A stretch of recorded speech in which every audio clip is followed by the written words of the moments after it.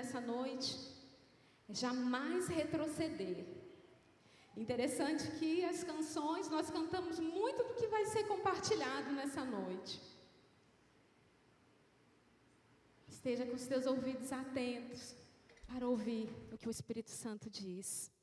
Vamos ler na palavra de Deus, no livro de Hebreus, capítulo 10, dos versículos 36 ao 39. Se você trouxe a sua Bíblia, você pode abrir ou então acompanhar com a gente ali no telão. Esses versículos têm sido o meu lema nos últimos 2 meses. Quando o pastor me convidou para compartilhar a palavra, ele falou que o tema era livre, até pensei em vários temas. Mas essa noite, em sonho, o Senhor confirmou essa mesma palavra. Jamais retroceder. Jamais iremos retroceder. Amém? Hebreus 10, 36 diz assim: com efeito, tendes necessidade de perseverança, para que, havendo feito a vontade de Deus, alcanceis a promessa. Porque ainda dentro de um pouco tempo, aquele que vem virá e não tardará. Se, todavia, o meu justo viverá pela fé. E se retroceder, nele não se compraz a minha alma. Nós, porém, não somos dos que retrocedem para a perdição. Somos, entretanto, da fé para a conservação da alma. Amém? Muitos começam a sua trajetória cristã motivados, alegres, cheios de planos, querendo contribuir muito para o reino, ganhar almas para Cristo. Talvez você possa se lembrar de quando você teve o seu encontro com o Senhor, quando você se batizou, desceu as águas do batismo, a sua primeira ceia, o coração queima, né? O coração arde. E a gente fica sonhando: Senhor, eu quero ganhar almas para Ti, eu quero Te conhecer mais, eu quero Te conhecer melhor. E o tempo vai passando, a novidade vai passando, vão se passando os anos, vêm as lutas, vêm as provações, a pressão social. E, infelizmente, alguns acabam perdendo esse primeiro amor, esse brilho, essa paixão tão intensa. Eu lembro que quando eu comecei, apesar de ter nascido num lar evangélico, né, desde bebê, estava lá na igreja, mas foi na minha adolescência.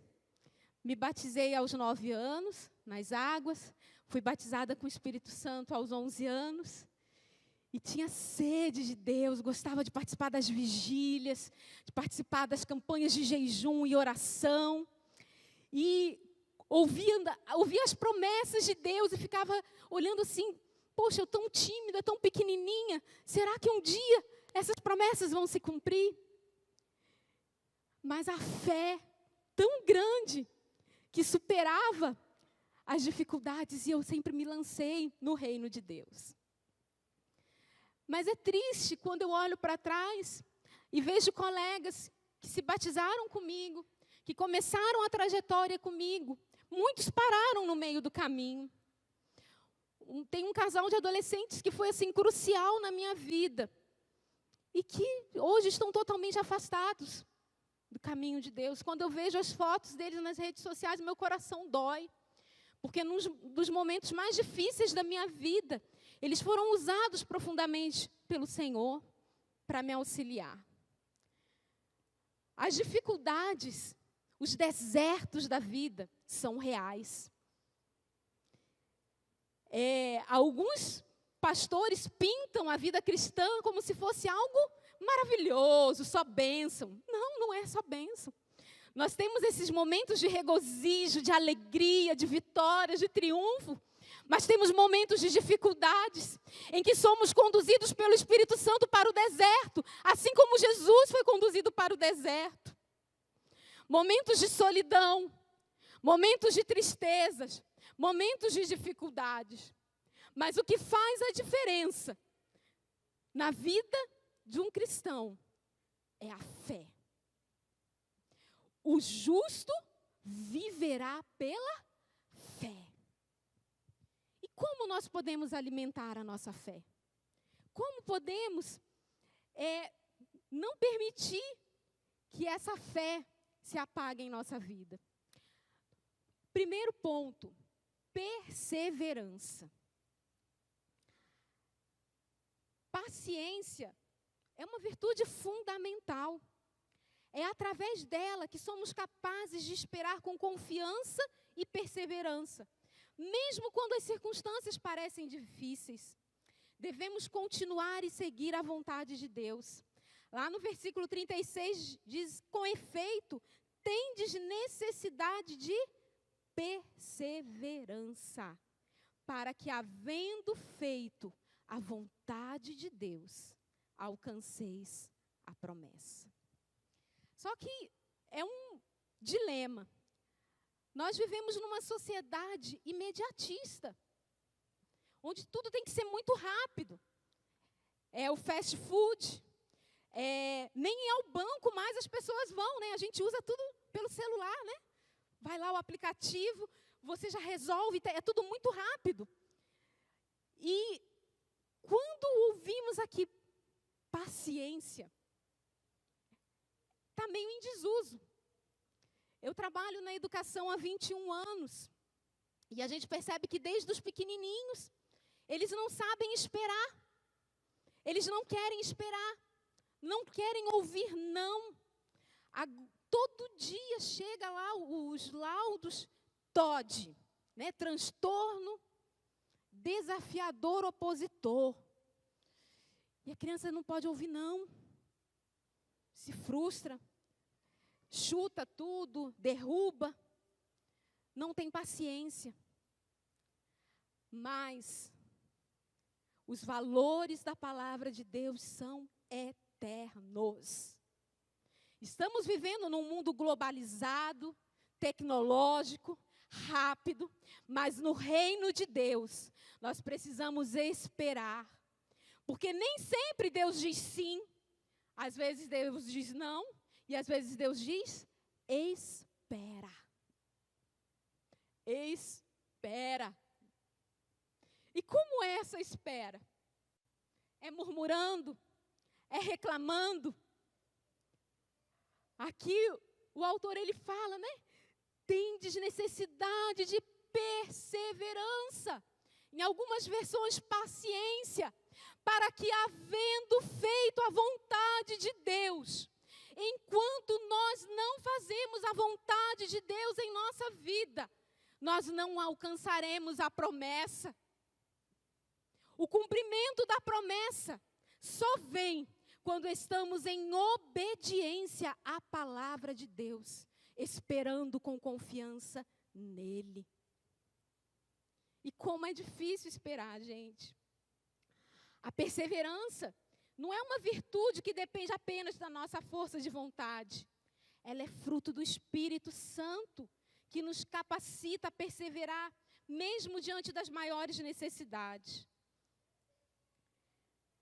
E só quando nós perseveramos, que nós vemos as promessas se cumprindo. E quando fala em promessa, muita gente pensa assim, só promessas materiais. Não, a maior de todas as promessas. A vida eterna com Cristo. A paz que excede todo o entendimento. É quando as pessoas falam assim, meu Deus, não te entendo. Está tudo desabando e você está aí, calma, você está tranquila. Porque a nossa paz, ela vem diretamente do trono da graça de Deus. É Ele que vai ministrando a paz no meio do caos, no meio de toda turbulência. Ele vai ministrando paz e fortalecendo a nossa fé. Amém? No versículo 37, há uma linda promessa. Porque ainda dentro de pouco tempo, aquele que vem virá e não tardará. Jesus voltará. Jesus voltará. Temos visto, nesses últimos dias, tantos sinais estão acontecendo. As profecias bíblicas estão acontecendo. Nós estamos vendo sinais nos céus e na terra. Está cada vez mais perto. E Yeshua, Maranata, hora vem, Senhor Jesus. Tem gente que fala assim, nossa, mas vocês estão esperando. Já 2000 anos, já está 2024 e até agora Jesus não veio. Mas a palavra de Deus diz, tem uma versão que diz um pouquinho de tempo. Um pouquinho só. Falta só um pouquinho. E Ele voltará. Ele virá. Será que Ele virá em 2024? Não posso afirmar isso, eu não sei. O dia e a hora, eu não sei. Mas de uma coisa eu tenho certeza. Ele voltará. E está cada vez mais perto. E nós temos que viver com essa expectativa. Será que é hoje? Será que hoje nós nos encontraremos com o Senhor nos ares? Será que hoje nós seremos transformados? Estaremos diante dEle para todo sempre? Essa tem que ser a nossa expectativa. A nossa maior esperança é ver Cristo, o Rei dos Reis, Senhor dos Senhores, vindo com poder e glória para resgatar a sua noiva. Aleluia! O propósito do Senhor para as nossas vidas é nos preparar para esse dia tão glorioso. Apocalipse 3:11 diz, tem um versículo lindo. Venho sem demora. Guarda o que tens, para que ninguém tome a tua coroa. O que Deus confiou na sua mão? Qual talento o Senhor confiou? Ele está vindo, Ele está chegando. Mantenha o azeite, mantenha a sua lamparina acesa, porque Ele vem, está pertinho. Durante um bom tempo nós não ouvíamos pregações falando sobre a volta de Cristo. Mas esse é um tema tão importante, que no Novo Testamento, esse tema é abordado mais de 300 vezes, gente. É real. Não é uma ficção, não é mito, como dizem os historiadores. Essa palavra é fiel e verdadeira. Passarão os céus e a terra, mas a palavra de Deus, ela subsiste, ela existe eternamente. E todas as promessas que Ele nos fez, elas se cumprirão.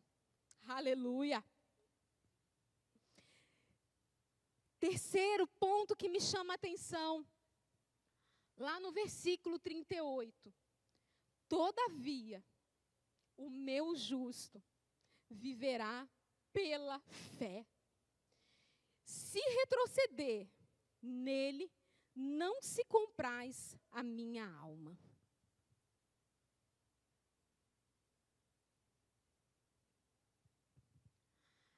Quando se fala de fé, muita gente pensa em algo assim, sobrenatural.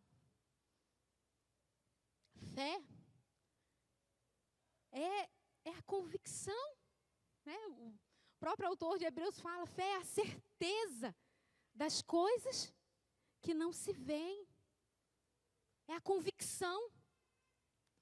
O ser humano, ele é movido pelos sentidos, né? O nosso ser natural. Nós temos os 5 sentidos, pelo que nós vemos, ouvimos, né? Pelo que tocamos, que comemos. Mas o cristão não. Nós não nos movemos pelos sentidos. Nós nos movemos pelo que a palavra de Deus diz. Nós nos movemos pela fé em Cristo Jesus. E a fé vem pelo ouvir. E o ouvir da palavra de Deus. Nas redes sociais, está repleto de pastores, né? Repleto de pregações, evangelistas, bispos, enfim, tantas nomenclaturas. Mas uma coisa, queridos, nós somos edificados com a palavra desses homens e mulheres de Deus? Somos. Mas o que aumenta a nossa fé é a gente estar lá no nosso cantinho, lá no seu quarto, sozinho, você pega a sua Bíblia. Fala assim, Senhor, fala comigo nessa hora. Abre a sua Bíblia e começa a degustar. Começa a degustar da palavra de Deus. Fé é confiança. Nós só confiamos em quem nós conhecemos. Você quer que a sua fé aumente? Então caminhe com Deus. Durma com Ele. Que o seu primeiro pensamento ao acordar seja Ele. Vai tomar o seu café da manhã e fala, Senhor, senta aqui comigo. Enquanto eu estou alimentando o meu corpo, alimenta a minha alma, alimenta o meu espírito, Senhor. Eu estou indo para o trabalho, mas eu não quero ir se a tua presença não for comigo. Espírito Santo de Deus, acampa os teus anjos ao meu redor, unge a minha boca, que da minha boca não saiam palavras de maldição, mas que eu possa ser bênção. Fé é isso. É intimidade, é caminhar com Deus. E quando nós começamos a caminhar com Ele, e nos tornamos íntimos dEle, por mais que as circunstâncias sejam difíceis, nós sabemos que o grande eu sou, Ele está conosco. Porque Ele é Deus. Ainda que a doença venha, e o Jeová Rafá, Ele é presente, Ele é o Deus que cura. Muitos estão preocupados com a situação financeira, a situação econômica do país, a situação financeira da nossa cidade. Mas nós podemos dizer assim como o profeta Abacuque, ainda que a figueira não floresça, ainda que não haja vide, ainda que o fruto da oliveira minta, e que todos os animais do pasto se acabem, todavia eu me alegrarei no Senhor. O salmista Davi declarou que ele foi jovem, já era idoso, mas nunca viu o justo, nem a sua descendência mendigar o pão. Pode vir a crise econômica que for, mas sobre a nossa casa está o Jeová Jireh, o Deus provedor. Nada irá nos faltar. Aonde colocarmos as nossas mãos será abençoado. Isso é fé. Ainda que dentro da sua casa não tem aquele ambiente que você deseja, de paz, de adoração, eu posso ver pelos olhos da fé, famílias transformadas, famílias rendendo a Cristo, famílias restauradas pelo poder do nome de Jesus. O justo viverá pela fé. O justo viverá pela fé. E se retroceder, o Senhor não se compraz, quer dizer que Ele não se alegra, Ele se entristece. Porque a incredulidade, queridos, incredulidade é falta de fé. E isso entristece o Senhor. Eu não sei como está a sua vida. Aqui é tudo maravilhoso, a gente vem nesse ambiente. Nós sabemos que o templo do Espírito Santo somos nós. Mas quando um vai se unindo com o outro e começamos juntos a louvar e adorar o Senhor, essa atmosfera fica cheia da presença do Senhor, é tão maravilhoso. Não tenho contato com muitos aqui durante a semana.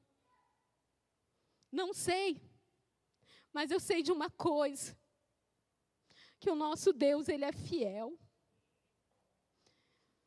Cerca de 15 dias atrás, mais ou menos, eu estava conversando com os pastores lá em casa, eles foram me visitar, e eu falei assim, olha pastor, tem sido difícil, tem sido uma luta, mas a minha oração é a seguinte, Senhor, eu não vou retroceder, nem que eu vá me arrastando, mas diante da Tua presença eu não saio, Senhor.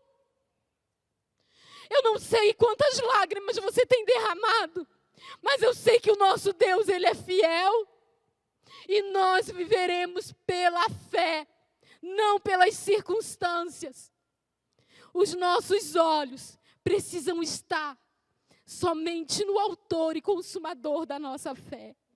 Aleluia.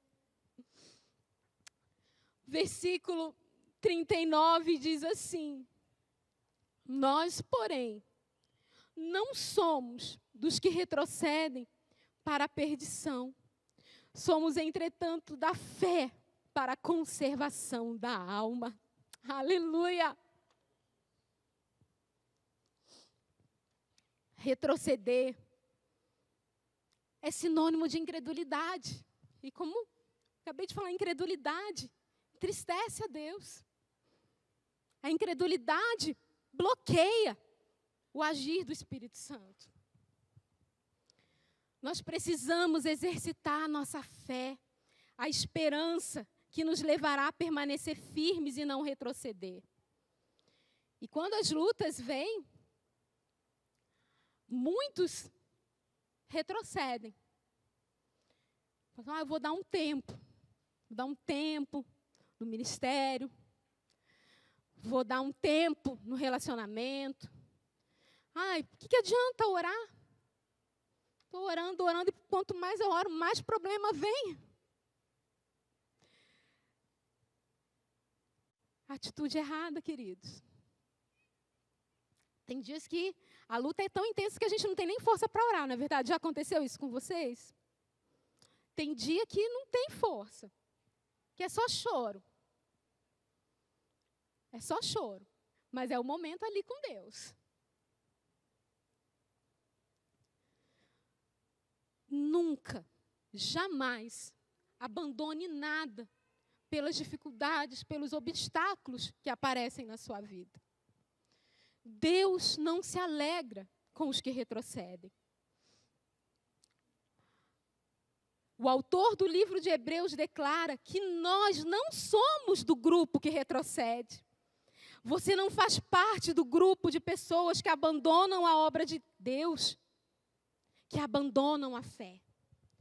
Mesmo diante das lutas, perseguições, privações, a igreja primitiva, ela perseverou. A gente lendo a Bíblia, fala assim, não, é fácil. É fácil escrever isso aí. Só que muitas vezes nós não vemos o contexto histórico, né? Eu sou licenciada em História. Sempre gostei dessa parte histórica. E quando a gente vê o pano de fundo em que foi escrito o livro aos Hebreus, vocês sabem qual era o momento que estava sendo escrita essa carta? Muitos acreditam que Paulo que escreveu, mas não tem nenhuma evidência, né, de que Paulo tenha sido o autor do livro de Hebreus. Mas os hebreus, eles receberam essa carta porque eles estavam passando por um momento extremamente difícil. Os judeus estavam perseguindo eles. Já tinham matado Jesus e estavam perseguindo. Porque os judeus imaginavam, eles só viam o lado humano, o lado natural. Era uma ameaça para o judaísmo. Tinha que perseguir, tinha que acabar, porque eles iam acabar com a cultura. Eles estavam com medo de acabar com a religião, né, dos judeus, do judaísmo. Os romanos estavam com medo de uma revolta. Então, de um lado, os hebreus estavam sendo perseguidos pelos judeus, que eram seus irmãos, e do outro lado, estavam sendo perseguidos pelo Império Romano, o império extremamente cruel. O pano social que esses irmãos estavam passando, gente, era de muita pressão, era de muita luta.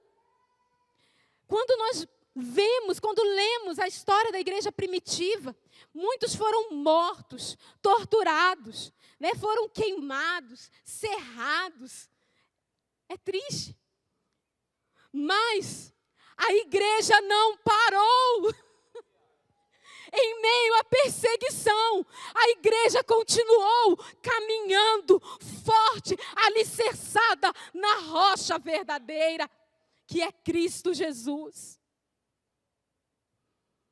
Foi nesse contexto que o autor da carta dos Hebreus, ele escreve aqui: o justo viverá pela fé.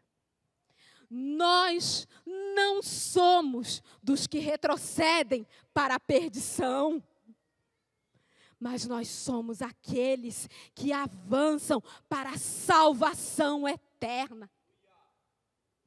Estamos vivendo tempos difíceis também em nossa sociedade. O evangelho tem sido ridicularizado. Quantas vezes, somos motivo de chacota aí fora. Mas essa mensagem é relevante para nós.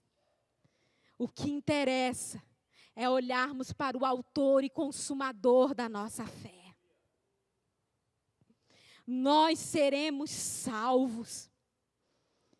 Aquele que perseverar até o fim. Até o fim.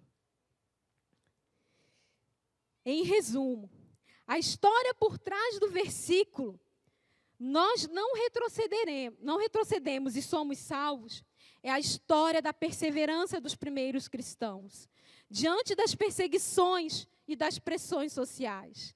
Essa mensagem continua a nos inspirar a permanecer firmes na nossa fé em Jesus Cristo, sabendo que a nossa recompensa é a vida eterna. Um dia, os sofrimentos finalmente acabarão, mas a salvação, ela é eterna. Por isso, persista. Seja qual for a situação que você encontrar, não descarte a confiança. Permaneça firme e persistente. Aguarde aquele que virá. Busque a graça. Deus chegará e agirá na hora certa. Amém? Quero te convidar a curvar a sua cabeça, fechar os seus olhos. Reflita sobre essa palavra simples, mas que é real. Como está o seu nível de fé hoje? Jesus disse que se tivermos fé do tamanho de um grão de mostarda, tão pequenininho, diga para esse monte, e ele acontecerá. Você não precisa ter uma fé gigantesca. Você precisa depositar a sua fé em Cristo Jesus. Em Cristo Jesus.